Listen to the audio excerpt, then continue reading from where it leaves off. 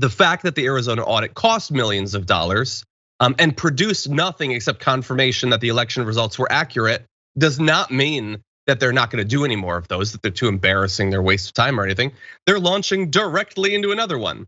Literally in the wake of this one, just hours after President Donald Trump, he sent a letter to GOP Texas Governor Greg Abbott. And again, it's so weird that they send letters. Literally call him on the phone. You have his number, but he wants to make it public. He demanded an audit of Texas's results.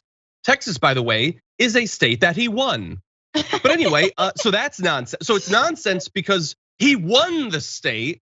It's nonsense because we know these audits only confirm over and over that the results were accurate. The third aspect of nonsense to this, though, is that they're doing it.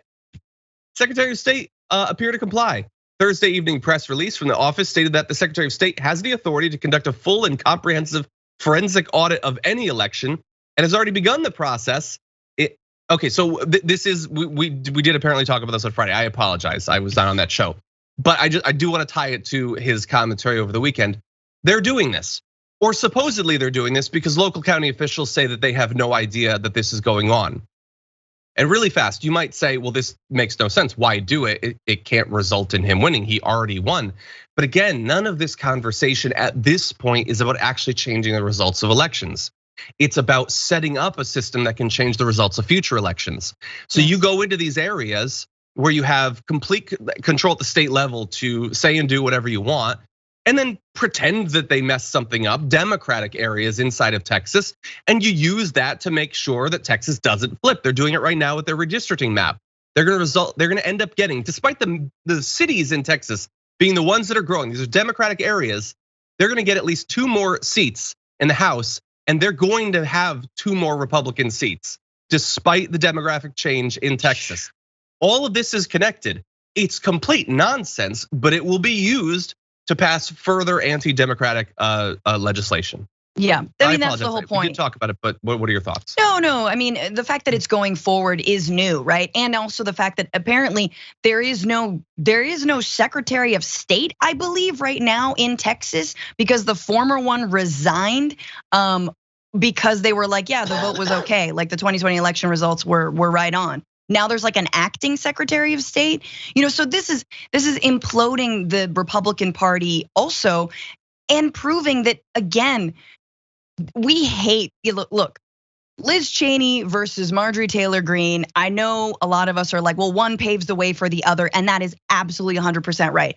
But at this moment, I am 100% hoping the Republicans show some kind of backbone, just minimal amounts of backbone.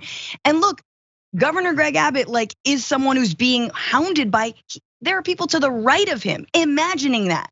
At what point are you gonna actually stand up to those folks, right? Oh, but that doesn't win you. They resigned. The few Republicans that have stood up to him, they do it to their minimal credit, and then they go off down that dusty trail. Yeah, and let's not forget, look, there's the fastest growing populations in these states are people of color. They're Latino and Asian American. And not only that, they're the fastest group of voters, fastest growing group of voters. Fastest growing group of voters in the United States are Asian Americans, right? And it's actually one of the fastest growing groups outside of Houston, right? And so this should not be lost on anyone, right? They're playing identity politics, okay? This is about enshrining white minority rule. And it's not about equity. Right? It's because again, there's not more people of color than white people in Texas. Calm down. This is about continuing to sideline folks who they've rested on sidelining for decades, right? Yeah. And now that folks are standing up for themselves and voting out and coming out in numbers, no, we can't have that. That's democracy. Ooh. Yeah. And again, as we'll get to in this next block, the Democrats could fight back against this, but as of right now, they are doing nothing.